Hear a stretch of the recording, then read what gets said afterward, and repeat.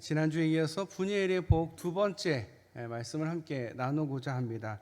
지난주에 했던 질문인데요. 하나님이 주시는 복은 무엇이라고요? 어떤 게 하나님이 주신 복이라고요? 관계의 복입니다. 관계의 복. 하나님과 사람들과의 관계가 좋은 게 복입니다. 하나님과 사람들 사이가 좋게 지낼 때 우리는 행복할 수 있습니다. 하나님과 어떤 관계를 맺느냐, 이웃들과 어떤 관계를 맺느냐, 좋은 관계를 맺을 때 그게 복이라는 거예요. 많이 가진 게 소유가 복이 아니라 하나님과 그리고 이웃과 사람들과 사이좋게 지내는 게 복이다. 그렇다면 하나님과 관계가 좋다라는 뜻은 무엇을 의미하느냐? 하나님이 주인이심을 인정하고 고백하는 삶, 그 삶이 복된 삶입니다. 하나님이 원하시는 삶입니다. 하나님이 앞장서서 가시는 삶, 우리는 하나님보다 조금 더 뒤에서 주님을 따라가는 삶, 하나님을 인정하고 하나님을 우리의 주인으로 삼는 삶, 그것이 하나님과 관계가 좋은 것입니다. 하나님의 뜻을 전적으로 의지하는 삶, 하나님 말씀에 순종하는 삶, 하나님의 소유보다 하나님 자신을 누리는 삶. 그렇다면 이웃과 관계가 좋은 삶은 어떤 삶일까요? 상대의 것을 빼앗는 게 아니라 자신의 것을 나누어 주는 삶, 먼저 베풀고 대접하는 삶. 자, 그리하면 우리가 먼저 양보하고, 그래서 때로 손해볼 수도 있지만 그것을 기쁨으로 여기는 삶, 언제나 남보다 앞서가는 것이 아니라 때로는 기꺼이 뒤처져서 따라가 줄 수 있는 삶, 뒤에서 처지는 사람이 있나 돌봐주는 삶, 그것이 이웃과의 좋은 관계입니다. 하나님이 원하시는 삶은 그런 삶이에요. 하나님의 얼굴을 배운 후 야곱은 분명 이전과 다른 사람이 되었습니다. 소유만 생각하던 소유의 복이 아니라 관계의 복이 진정한 복이다라는 사실을 그는 깨달았습니다. 소유 이전에 관계 회복이 우선이다라는 사실을 발견했습니다. 왜 그랬을까요? 자기 형 에서와의 관계, 자기가 지금 고향으로 돌아가는데 자기가 모은 이 소유가 아무리 많아도 형 에서와의 관계가 좋지 않아서 에서가 자신들의 수하를 데리고 죽이겠다고 20년 동안 가른 칼을 가지고 달려올 때에 야곱의 심정은 아마 간담이 서늘했을 겁니다. 분명히 자기는 고생해서 모은 이 소유를 가지고 고향으로 가지만 결국 관계의 복을 얻지 못한, 소유의 복만 생각하면서 살았던 그 야곱에게는 결국 이 소유가 큰 의미가 없더라는 거죠. 모든 재물과 건강과 성공과 번역은 비로소 의미가 없다라는 것을 배우게 된 겁니다. 사람이 먼저구나, 관계가 더 먼저구나. 야곱의 복의 개념이 확 바뀌었습니다. 하나님의 얼굴을 배울 때에 30절입니다. 그러므로 야곱이 그곳 이름을 분이엘이라 하였으니 그가 이르기를 내가 하나님과 대면하여 보았으나 내 생명이 보존되었다 함이더라. 분이엘의 복입니다. 하나님을 만남으로써 생긴 복입니다. 우리도 마찬가지입니다. 성령님이 우리 안에 오시면, 그래서 하나님의 얼굴을 뵙게 되면 우리의 관점은 바뀝니다. 바뀌어야만 됩니다. 세상적인 가치관과 세상적인 관점으로 살면서 소유에 더 마음을 두고 살았던 우리의 마음을 이제 바꾸어야 됩니다. 예수님의 마음을 품어야 됩니다. 성령님은 우리에게 진정한 복이 무엇인지 그것에 대해서 집중하게 하십니다. 야곱은 하나님과의 만남을 통해서 새롭게 눈뜨기 시작했습니다. 수단과 방법을 가리지 않고 출세를 하면 그만이라는 삐뚤어진 가치관, 이 땅에서 함부로 살아도 하나님의 복만 받으면, 그것도 재물의 복을 받으면 그뿐이라는 세속적이고도 물질주의적인 가치관을 넘어서야 합니다. 소유를 위해서는 관계가 깨져도, 성공을 위해서는 남에게 상처를 주어도, 출세를 위해서는 하나님의 이름을 팔아서도 복을 받기 위해서라면 온몸을 던지는 게 옳다라는 생각을 버려야 됩니다.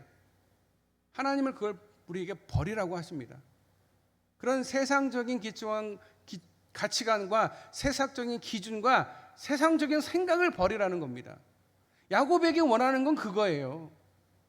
너 그동안 많은 것을 소유하려고 그렇게 애를 썼지? 그런데 잘 봐. 너희 지금 에서가 너를 죽이겠다고 지금 네 코앞까지 왔어. 네가 도망가기에도 이제 시간이 없어. 어떡할 거야? 그 소유, 그게 너한테 의미가 있어?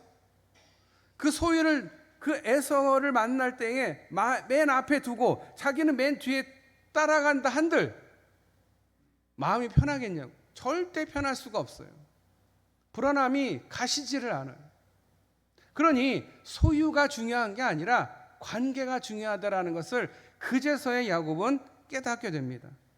하나님의 얼굴을 뵙고 나서 그때야 깨닫게 됩니다. 오르고 더 올라서 꼭대기까지 지경을 넓히고 더 넓히고 손을 뻗쳐서 갖고 싶은 거 다 모조리 다 가지고 자자손손 대대로 먹을 수 있도록 쌓고 또 쌓는 복을 가졌다 할지라도 이 복은 결국 언젠가는 사라지는, 내가 다 가질 수 있는 게 아니다라는 생각으로 잘못된 복 이해를 하나님을 만남으로써 그가 바꾸게 되었습니다.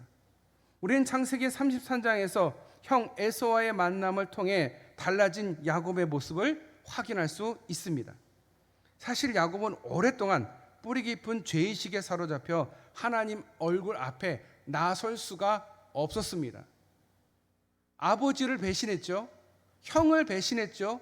여러분, 가족을 배신했어요. 그렇게 배신하고 양심에 가책이 없다면 그건 사람이 아니죠. 죄의식 속에 하나님도 제대로 보지 못하고, 그러나 하나님이 그런 야곱을 만나 주셨습니다.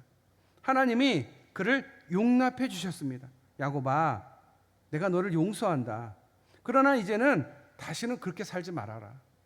소유에 목숨 걸지 말고 관계, 나와의 관계, 너희 형제와 너의 이웃과의 관계, 이게 더 중요하다. 하나님의 용서를 체험합니다. 그리고 이제 하나님의 얼굴을 뵌 순간 가장 마주치고 싶지 않았던 에서의 얼굴도 볼 수 있게 된 것입니다. 야곱은 에서에게 가서 몸을 7번 땅에 엎드려 절하며 자신을 굽혔습니다. 어렸을 때 에서에게 한 번도 지지 않겠다라고 했던 야곱입니다. 내가 좀 더 늦게 태어나서 그렇지 내가 형하고 무슨 차이가 있어? 그러면서 언제나 에서보다 높아지려고, 그래서 에서의 장자권과 축복권을 빼앗았던 야곱은 이제 에서를 나의 주님, 나의 주인님이라고 부릅니다. 그 겸손한 야곱의 얼굴에 에서는 더 이상 침을 뱉을 수가 없었습니다. 그러나 에서는 정작 어디에서 마음이 움직였을까요? 어디에서 에서의 마음이 바뀌었을까요? 절뚝거리면서 7번이나 불편한 몸을 이끌고 절하는, 자신을 구부려 절하는 동생 야곱의 모습을 본 것입니다. 이제는 더 이상 도망갈 수 없는 장애인 동생 야곱을 보는 형의 마음이 어땠을까요? 그제서야 에서의 마음이 바뀐 겁니다. 불쌍하게 보인 거예요. 내가 저놈, 나를 배신한 놈, 내가 저놈 꼭 죽여야지. 20년 동안 칼을 갈았는데 그 칼이 이제는 녹아버리는 거예요. 의미가 없는 거예요. 장애인이 돼서 돌아온 동생을 보고서 죽이겠다고 나서는 게 그게 사람이겠습니까? 그럴 수가 없거든요. 그제서야 그 마음에 있는 분노가 사그러들기 시작한 거예요. 여러분, 사람을 볼 때 국률하게 여기면 그 분노가 사그러듭니다. 자기를 괴롭히고 자신을 힘들게 했던 그 사람을 긍휼하게 볼 때에, 불쌍하게 볼 때에 용서가 되고, 그제서야 하나님의 사랑을 조금이나마 우리가 알게 되는 겁니다. 원수가 변하여 친구가, 아니 진정한 형과 아우가 되는 순간입니다. 물론 하나님께서 에서의 마음을 미리 어루만져 주셨을 것입니다. 야곱이 온 밤을 새워서 기도하며 하나님의 사자와 씨름하던 밤, 하나님께서 차가운 그 에서의 마음을 녹여 주셨습니다. 잠언 16장 7절에 이렇게 말합니다. 사람의 행위가 여호와를 기쁘게 하면 그 사람의 원수라도 그와 더불어 화목하게 하시느니라. 아멘.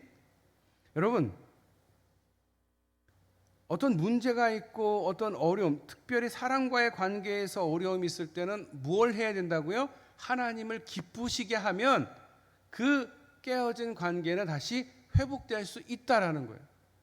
우리는 그 사람과의 관계가 깨진 거니까 그 사람과 뭔가를 해결하려고 해요. 그런데 잘 되지를 않아요. 굉장히 어려운 관계거든요. 그럴 것 같으면 깨지지 않겠죠. 그런데 그 사람하고의 관계를 회복하기 위해서 하나님과 잘하면 하나님이 그 관계를 회복시켜 주신다. 이 문제의 해결의 키포인트, 키는 누가 갖고 있습니까? 나 아니요. 그 사람 아니요. 하나님이 갖고 계신 겁니다. 자꾸 잊어먹어요. 이 문제 내가 할 수 있어. 아니요. 내가 못합니다. 이 문제 내가 그 사람 만나서 밥 한번 먹으면 다 해결돼. 아니요. 안 됩니다. 더 꼬입니다. 그럴 때일수록 하나님께 기도해야 됩니다. 하나님을 인정하고 하나님이 이 문제를 해결하실 수 있는 분이다, 유일한 분이다 라고 믿고 기도할 때 그 문제는 시간이 좀 걸려서 그렇지 반드시 해결됩니다. 그러니까 우리가 그분을 하나님이라고 높여드리는 거예요. 그래서 하나님인 거예요.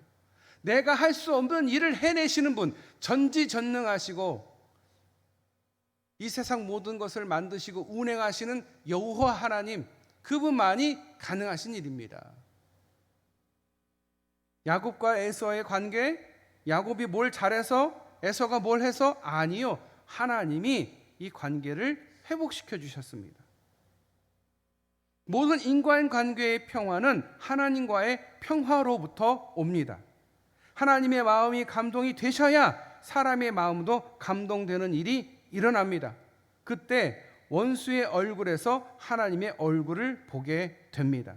놀라운 것은 야복강에서 하나님을 만난 이후에 야곱은 이전과 다른 신앙 고백을 하게 됩니다. 이전에 야곱은 베델과 하란에서 그렇게 도망가면서 하나님과 기도하면서 그가 뭐라 했습니까? 할아버지 아브라함, 아버지 이삭의 하나님이라고 불렀습니다. 그런데 이제 당당하게 자신의 하나님 엘로힘, 나의 하나님이라고 고백합니다. 하나님의 얼굴을 배웁자 그 하나님이 나의 하나님이 되는 순간입니다. 여러분, 하나님은 여러분 멀리 계시는 하나님이 아니십니다. 그 하나님이 아닙니다. 나의 하나님이십니다. 그라는 걸 붙이면 굉장히 멀어 보이거든요.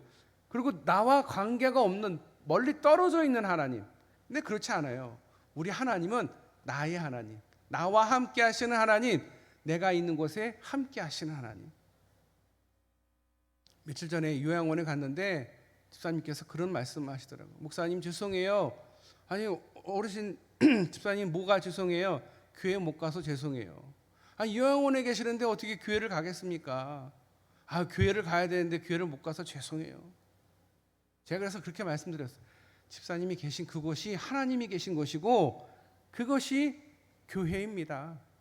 하나님을 생각하시고 기도하시면 됩니다. 괜찮습니다.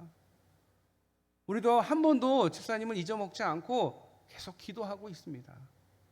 혼자 기도하는 게 아닙니다. 함께 하는 겁니다. 여러분, 하나님이 계시는 그곳이, 여러분이 계신 그곳이 하나님이 계신 곳이 되고 하나님이 계신 곳이 여러분이 있는 곳이 되실 수 있기를 바랍니다. 그 하나님이 아니라 나의 하나님이 되실 수 있기를 축복합니다. 나만 나의 하나님으로 믿는 게 아니라 나의 자녀들도 하나님을 나의 하나님으로 만날 수 있도록 기도하고 노력하는 저와 우리 모든 성도님들 다 되실 수 있기를 축복합니다.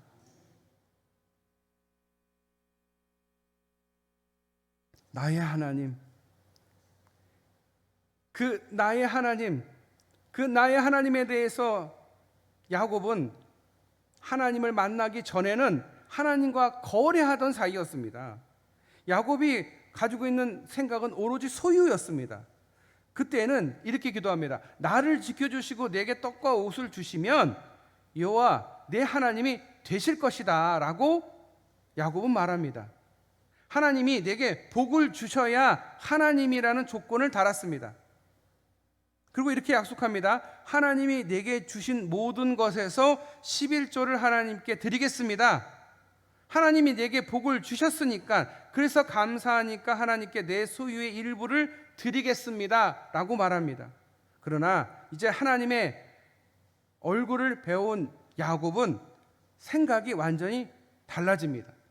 그가 갖고 있는 전 재산, 가족, 모든 소유가 자신의 손으로 이룬 것이 아니라 오로지 하나님의 은혜였음을 고백합니다. 그러니 이제 내 것이 아니요 하나님께서 맡겨주신 선물이고 이것의 주인은 내가 아니요 하나님이시고 나는 그냥 맡고 있는 거예요. 맡아두고 있는 거예요.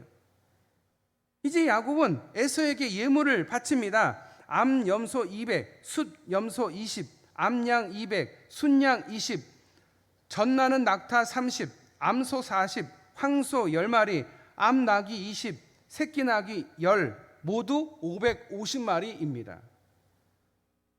이것들이 그 시대에는 정확하게 모르겠지만 요즘 시대의 시세로 계산을 하면 약 14억에서 15억 정도 된다라고 합니다. 에서에게 바치는 예물이에요. 적지 않은 재물입니다. 사실 야곱은 장자의 복을 받았다고는 하지만 무일푼으로 20년 동안 집을 떠나 있었습니다. 실제로 아버지 이삭의 유산은 한 푼도 받지를 못했습니다. 에서를 만날 때 야곱은 하나님께서 주신 복과 번영을 만족하기 위해서 번영에 만족하기 때문에 에서의 어떤 것도 취할 생각이 조금도 없었다라고 말합니다. 형 거는 내가 손대지 않아요. 즉 야곱은 장자권을 포기하는 역할, 포기하는 순간이었습니다. 그렇게 550마리의 가축을 야곱이 에서에게 바칩니다. 20년 동안 삼촌 라반의 온갖 계략과 방해를 무릅쓰고 밤낮 가리지 않고 눈에 불을 켜고 고생하면서 얻은 그것을 피와 땀의 열매를 아깝게 여기지 않고 형 에서에게 바칩니다. 정말 누구에게도 결코 빼앗길 수 없는 야곱의 재산 아니겠습니까? 그런데 바로 그 재산을 에서에게 나누어 줄 수 있는 야곱의 마음에 주목해 보시길 바랍니다. 그는 에서와 관계를 회복하고 싶었습니다. 에서가 무서워서가 아닙니다. 형이 무서워서가 아니라 그 관계를 회복하고 싶었습니다. 형과 화해하고 싶었습니다. 어쩌면 그의 전 재산을 다 내어주어도 좋았을 것 같습니다. 그러나 자기의 처와 자녀들 그리고 종들이 먹고 살아야 할 정도는 남겨두고 최대한 자기가 줄 수 있는 모든 것을 에서에게 제물로 바칩니다. 이거는 뇌물이 아니라 선물입니다. 위기를 모면해 보고자 얄팍한 술수로 요리조리 머리를 짜서 죽지 않기 위해 살기 위해 어쩔 수 없이 드리는 게 아니라 아까워하지 않고 기쁜 마음, 즐거운 마음으로 좋은 뜻으로 형에게 주는 예물입니다. 야곱은 기꺼이 소유가 아닌 관계의 복을 선택한 것입니다. 이렇게 야복강 나루토에서 하나님의 얼굴을 배웠고 변화된 야곱, 그런 후에 어떤 사람으로 등장을 합니까? 나중에 요셉 앞에 선 형제들이 생생하게 야곱을 증거합니다. 뭐라고 증거하느냐? 창세기 42장 11절입니다. 우리가 다 한 사람의 아들들로서 확실한 자들이니 당신의 종들은 정탐꾼이 아니니이다. 여기서 확실한 아들, 확실한 자들, 정직한 자들, 독실한 자들이라는 뜻입니다. 야곱이 그동안 자식들에게 평소에 입버릇처럼 이야기한 것은 무엇이냐? 얘들아, 너희들에게 해줄 말이 하나 있다. 남을 속이지 말아라. 정직하게 살아라. 정당하게 돈을 벌어라. 소유보다 관계가 진짜 복이다 라고 가르친 겁니다. 그래서 요셉 옆에 선 형제들은 야곱을 그렇게 설명한 겁니다. 확실한 자들. 이제 야곱은 사기꾼이 아닙니다. 성실하고 정직한 하나님의 다스림을 받는 이스라엘이라는 이름을 받고 그 이름대로 살아가는 사람이 된 것입니다. 그것이 자녀들의 고백인 것이죠. 야복강 나루토에서 하나님과 만난 이후에도 비록 작은 실수와 실패가 있었지만 그의 가치관과 삶의 태도는 일관되었습니다. 복의 개념이 바뀌었기 때문입니다. 많은 것을 소유하는 것이 복이다라고 생각했던 야곱이 이제는 관계가 더 중요하다. 분이엘의 복을 경험했기 때문에 야곱의 삶은 변화된 것입니다. 우리도 하나님의 얼굴을 구하는 자 되실 수 있기를 축복합니다. 우리 자녀들에게 하나님의 얼굴을 배울 수 있도록 우리가 먼저 모범이 되고 또 그렇게 되도록 나의 하나님이라는 고백이 나오도록 기도하고 또 아이들에게 믿음을 심어주는 저와 우리 모든 성도님들 다 되실 수 있기를 축복합니다. 함께 기도하겠습니다. 하나님, 추석 명절에 우리 성도님들 함께 모였습니다. 또 오랜만에 가족들, 자녀들 모였습니다. 주님, 그 모인 자리의 주인은 우리 하나님이십니다. 그 하나님을 높여드리는 우리 모든 성도들의 가정들 다 되게 하여 주시고 오늘 야곱을 통해서 우리에게 보여주셨듯이 소유의 복보다 관계의 복이 더 귀하고 큼을 우리가 깨닫고 우리의 삶 가운데에 소유보다는 관계에 더 마음을 두게 하여 주시옵소서. 내 모든 것이 내 것이 아니라 하나님이 주시고 하나님 맡겨주신 것을 우리가 갖고 있을 뿐이지 내 것이 아님을 고백하며 하나님 것을 하나님께 돌려드리는 우리 모든 성도님들의 신앙이 다 되게 하여 주시옵소서. 추석 명절 우리 성도들 멀리 오갈 때에 주님께서 지켜주시고 보호하여 주시고 또 그 가정에 주님께서 복의 복을 더하여 주시옵소서. 우리 사랑하는 성도들 하나님 앞에 모여 자녀들을 위해서 기도하게 하여 주시옵소서. 나의 하나님이 그들에게도 나의 하나님으로 만날 수 있는 하나님의 얼굴을 배울 수 있는 그런 자녀들로 우리 모든 성도님들이 자녀들을 그렇게 기도로 키우게 하여 주시옵소서. 그런 믿음으로 자라날 수 있도록 우리 자녀들, 우리 손주들을 주님께서 붙들어 주시옵소서. 복을 더하여 주시옵소서. 우리 성도님들 항상 주님께서 지켜주시고 보호하여 주시기를 간절히 소원하며 우리를 구원하신 예수님의 이름으로 기도드려옵나이다. 아멘.